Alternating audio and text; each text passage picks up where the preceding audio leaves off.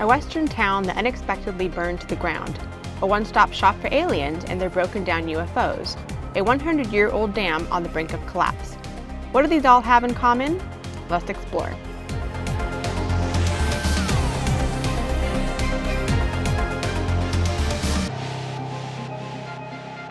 Hi, I'm Drew, and that's Bethany. Welcome to the Oddity Odysseys podcast. In this podcast, we're trading in our typical visual storytelling that we do on YouTube to sit down and discuss oddities that no longer exist or can't be captured on film or ones that we just can't stop thinking about. Right. And this week, we're going to be talking about our epic failures.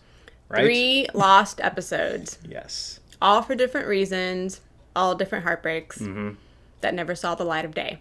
But turned out to be interesting stories for us to tell in a format like this. And ones that we've never sat down to talk about before, even amongst the two of us. Exactly, yeah. I think once we left the locations without those episodes in hands, that we just repressed it, put it in the back burner, and never discussed it, went into it, or try to revisit it after that. Well, it was traumatic for us, you know?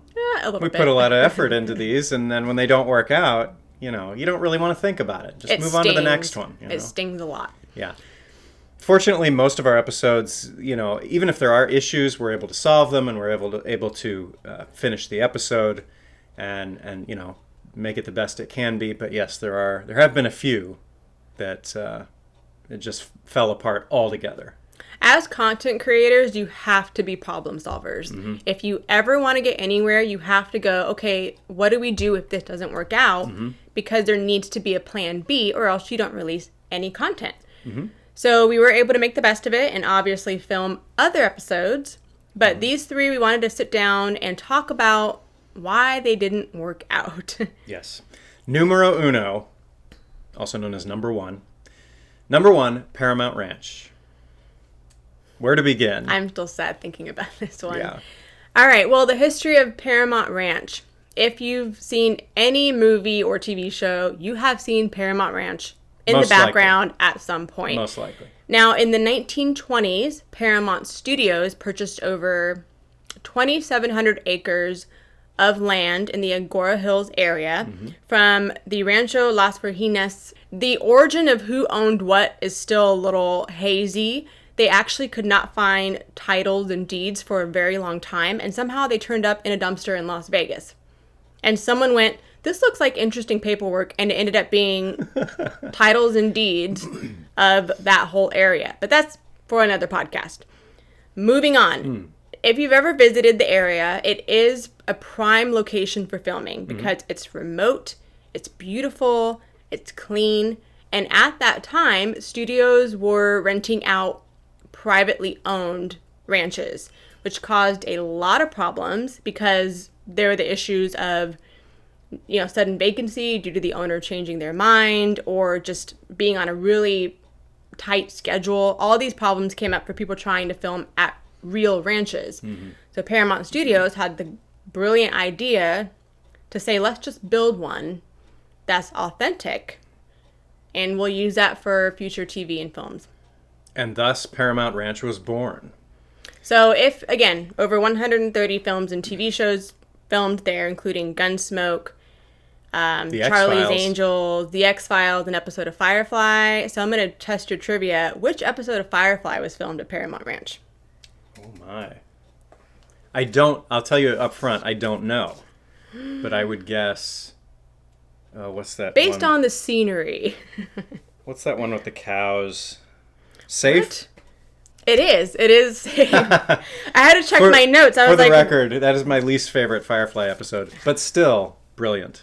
All 14 of those episodes. I'm very impressed that you know that. Can we talk about Firefly for the rest of the episode? That would be maybe another podcast. So the very first film filmed at Paramount Ranch was Under the Tonto Rim. And it got a lot of coverage during its time because everyone was very excited about the prospect of having a ranch studio to film at instead of having to rent out or build their own studio. Right. So, moving on. Again, The X-Files was filmed there. Gunsmoke. I think we could go on and name all of them, but we won't do that. Now, is the X-Files episode, is it the one where Scully gives birth? I think that's the one, right? Yes, Existence in Season 8. Season 8, okay. So we had our eye on Paramount Ranch because it is unique. Mm-hmm. It's very rare to find a working ranch that is just strictly used for filming purposes. That you can go visit. Right. That you can walk around and browse the stores. Yeah. Oh, I forgot to mention 2 very important ones that also filmed there. Mm. Westworld, which ended up being one of the final ones to film there, which we'll talk about later as to what happened. Yeah. And Dr. Quinn Medicine Woman, which actually was filmed at Paramount Ranch for all of its seasons. Mm-hmm. I still have vivid memory of being 8 years old, sitting in front of our one TV with the antenna that we had, and watching Dr. Michaela Quinn and Sully on their weekly adventures. That was the one show in our household that we watched every week. And very rarely do we get to do episodes where we can match up filming locations. Right. Because we tend to lean towards places that are more odd or unusual. And but it's always fun to be able to match up the location with the scene that actually appears in the movie or the show. We did do that for Vasquez Rocks. Mm-hmm. And Bronson Cave and the Music Box Steps. Yep. They were kind of thrown in there, and we had a lot of fun with it. So with Paramount Ranch, we had a laundry list of fun shots that we were going to collect from our favorite shows that we were going to incorporate into the episode. Oh, we collected them. We had them. We did a lot of work into this, and it didn't work out. Yeah. 2016 is when we attempted to film Paramount Ranch. Mm-hmm. The first time was October 2016. I went through my emails, and I actually found a couple of emails that I sent out to Paramount Ranch people to ask what was required of us to film there, and I never heard back from any of them. So we showed up on day one, and what do you remember is happening? We were just going to guerrilla it, meaning just show up and shoot what we can and see what happens. As I recall, we showed up and there was a very loud musical festival or something going on, correct? No, that was later. Oh. Yeah. Well, I don't know. You got to tell me. The very first time we showed up, we don't even get across the bridge, and there's a massive no filming sign. Oh, I don't We did remember not that. know that was going to be there. We didn't know there were problems filming there because we had seen Adam the Woo and California Through My Lens, and other people had posted photos and videos of Paramount Ranch. Mm-hmm. So we go, uh-oh, maybe you do need a permit. We didn't know that. I thought I had looked into it close enough. I guess I didn't. So that sign just kind of made us step back a little bit. And we went, all right, well, let's just put our gear away and go walk around. And then we'll regroup and come back later. These days we would have just shot. We just went ahead and did it. Now we know. Now we know that most of the time they are okay with you filming, or you can just tell them, hey, can we go get a permit? And then all these other things. Mm-hmm. But again, I never heard from anybody that I try to correspond with. So we browsed around a little bit, and Drew did get some B-roll from that day. Mm-hmm. We thought maybe we can use it in a later episode. We'll check this off the list. Right. But we didn't film audio. It was just strictly video. Mm-hmm. The idea being we could still use it, come back later and shoot, as you just said. So attempt number 2 was November, so a month later. And that is when the music festival was happening. Right. So obviously you can't record audio if there's copyrighted music going on. And everyone was talking really loudly, and it was very jarring. We pulled up to the parking lot, and it was filled. Mm-hmm. And we just turned around and came back home. And we were so upset because it had already been 2 times at this point. It's also a pretty long drive from where we live. The third time... Not to be outdone. We got into trouble. I wouldn't say we got into trouble. I felt like we were going to get into trouble. Well, we showed up and nobody was around. It was fairly empty there. No music festival. That should have been our sign. It was very quiet. So we should have known. It was quiet. It was too easy.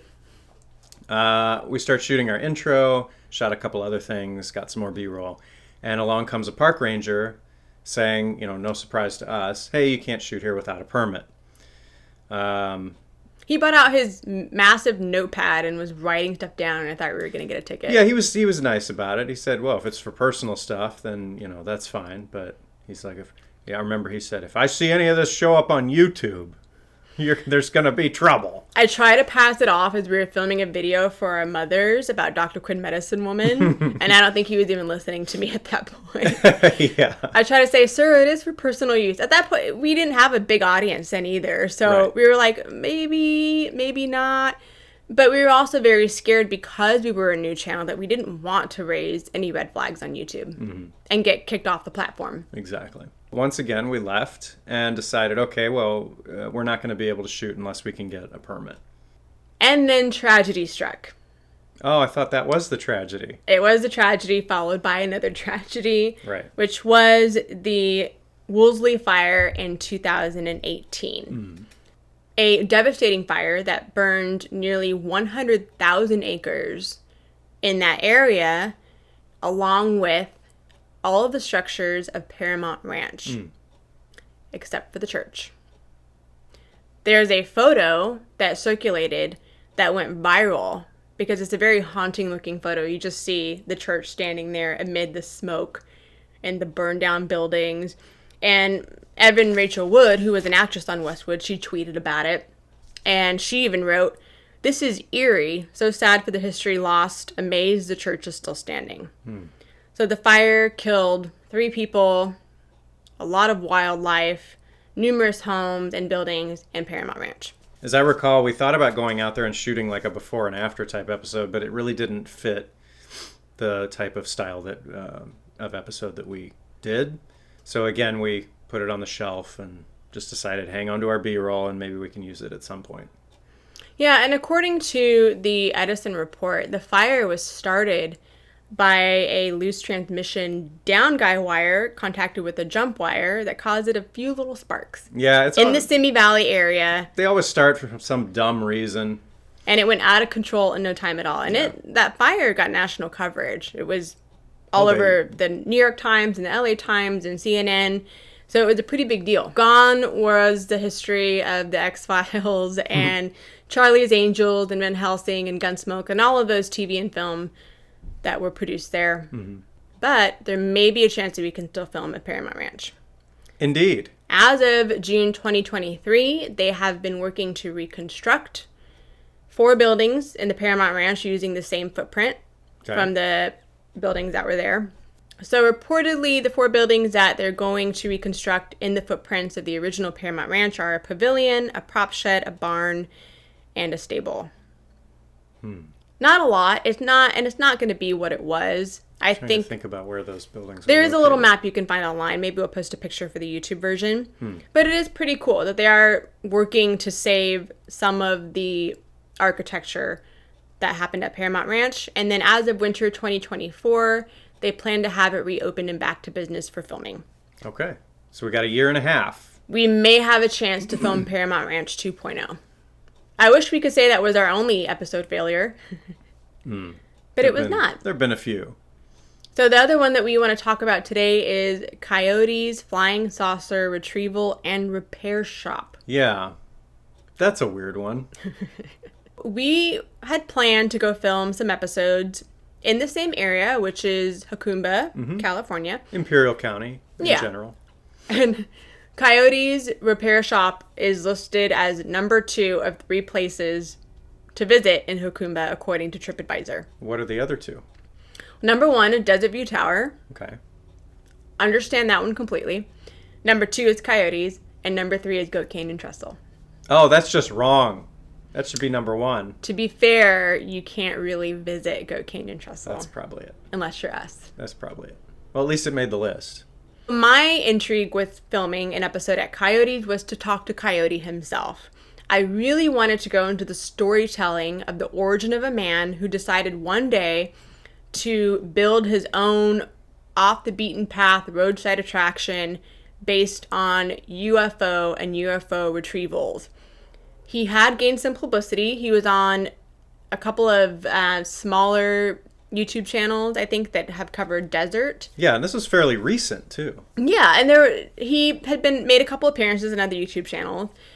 Wanda Husty did a video where she explored Coyotes, but he wasn't around. So she walked through the area, and there was a lot to see. He had life-sized UFOs and aliens set up, and it was a really pretty fun experience, it looked like. So we were excited to see this. It's actually very near the Desert View Tower, and we were going to hit both in the same day.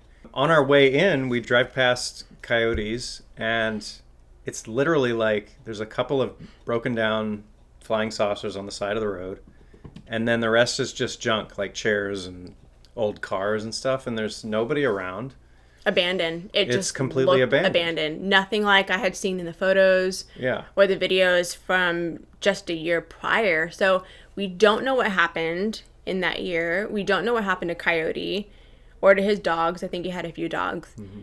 And that to me is almost a bit of a tragedy, is what happened to this man who was thought of as very fun and a fun spirit, and he built this little place that now is just a pile of junk. So he had been assisting aliens for so long that maybe he finally just went to join them. Well, yeah, they probably took him away. They took him away. Probably said there's too much evidence here. Whoosh, gone. Yeah.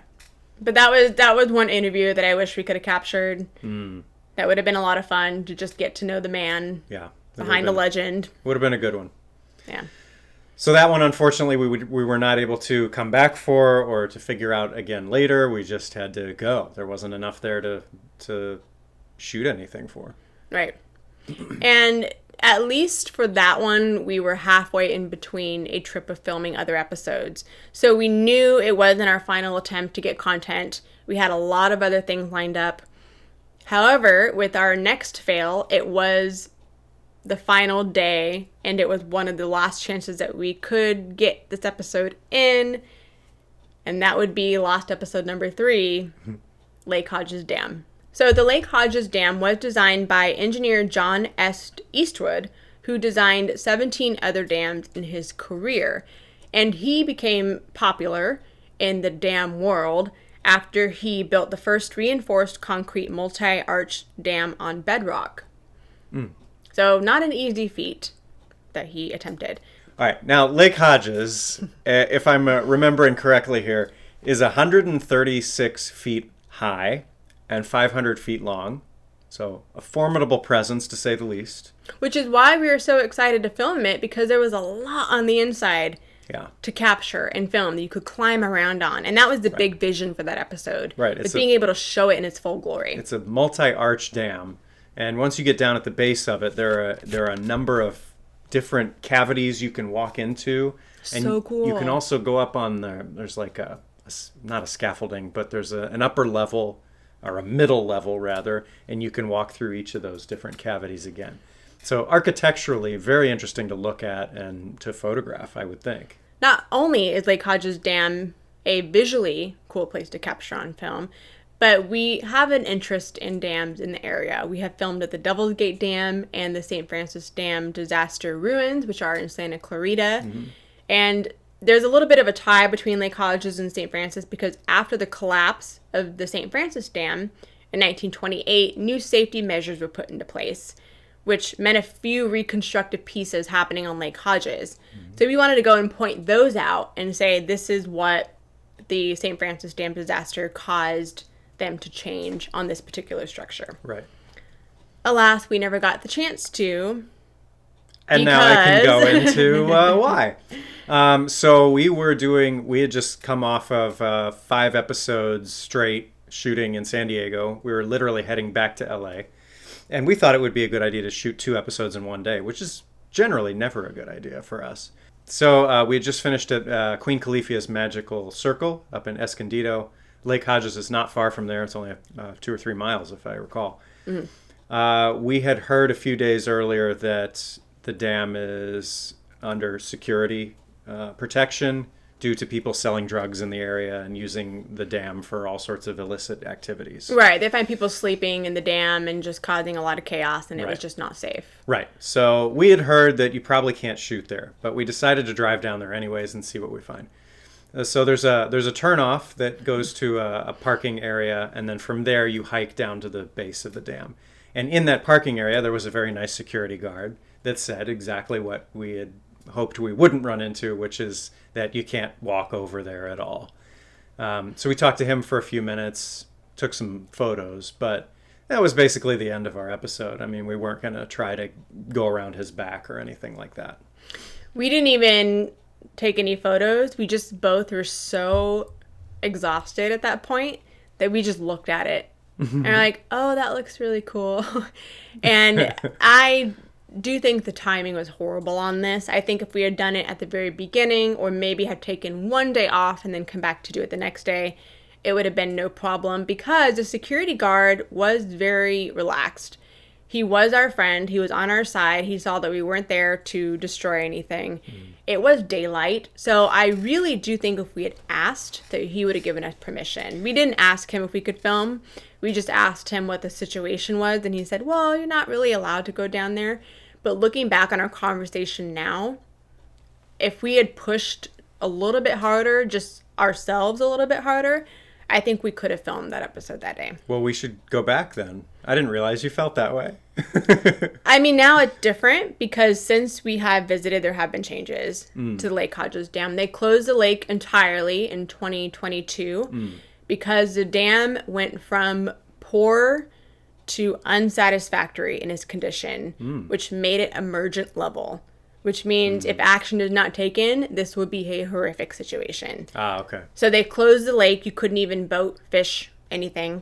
And now there's a big project underway with the San Diego County to reconstruct it or to maybe tear it down completely and build a brand new dam. Wow. That's going to be a process. That's going to be a process. I think they want to have it done by 2034. Maybe in 10 years from now, give or take. But that's another episode where we maybe could have had that footage of a place that now is going to be torn down and no longer exist. Well, I wonder if the teardown would be an episode if we know when it's going to happen. Hey, let's drive out there right now. And how it's going to happen. If they're blowing it up, we could maybe still get something out of that. That could be an interesting bonus. We've been looking for a demolition to do an episode on at some point. Maybe it's Goals. Lake Hodges Dam. So do we regret it? I can't say we regret any of these episodes. I think we learned something from all of them. I am disappointed that we didn't get a chance to film Paramount Ranch in its original state because it's burned down. I am disappointed that we couldn't talk to Coyote because he may be gone. You know, he maybe have relocated or passed away. And if anyone has seen Coyote, let us know. Let us know. And I am disappointed that Lake Hodges Dam, which has been standing over San Diego for 100 years, is now probably going to go away forever, and that we never got a chance to capture it in our own memory bank for years to come. But maybe they'll build another really interesting dam in its own right, and we'll have another episode there. Or, like I said, maybe we can catch the demolition, or there's a story there. Who knows? If it's odd or unusual, we'll be there. So those are our 3 lost episodes, ones that we really wanted to share, but alas, it was just not meant to be. I just thought of another one. I don't know if you want to talk about it. Sure, we can continue to talk about our failures and our... Do you remember the Mirror Cabin? The Mirror Cabin was part of Desert X, I don't know. 2019, right? Was it 2019? Around then. It was before Lake Hodges and San Diego and all that stuff. Everything before COVID is really hard to remember. So it's an art exhibit that's an actual house made entirely of mirrors. It's out in Palm Springs. And it's interesting because you can look at it from pretty much any angle and it kind of disappears into the landscape because it just reflects the rocky terrain that surrounds it. I don't know if it's still there these days. We had friends that were sending us pictures of this place saying, you guys need to go film. This is really awesome. Yeah. And so we had the whole episode outlined and we drove out there and just packed with people. So many people around. And as I recall, we shot the intro, we shot some stuff in the car and arriving and walking up to the place. And then we were like, no, this is never going to work. So we got up to the place. And as I recall, I even walked through it. But it just, there wouldn't have been any opportunity to film anything. We would have had idiots behind us making faces and giving us bunny ears, which more often than not is the one thing that slows us down whenever we're shooting anything, is waiting for people to either move along or get out of our shot or whatever, because we don't have permission to shoot them, and we like to avoid that whenever possible. Plus, for our own concentration, it's easier if there's nobody around. So that was the big foil for Mirror Cabin. So there you have it. 3 times that we tried and failed. But we continued with the show anyway. Yep. Wasn't enough to stop us. So we hope you found this podcast entertaining or insightful, maybe both. And please continue to join us on YouTube for our adventures that we do get to capture on film and share with everybody. Hit subscribe if you haven't already, and we'll see you on the next Odysseys podcast. Bye, friends.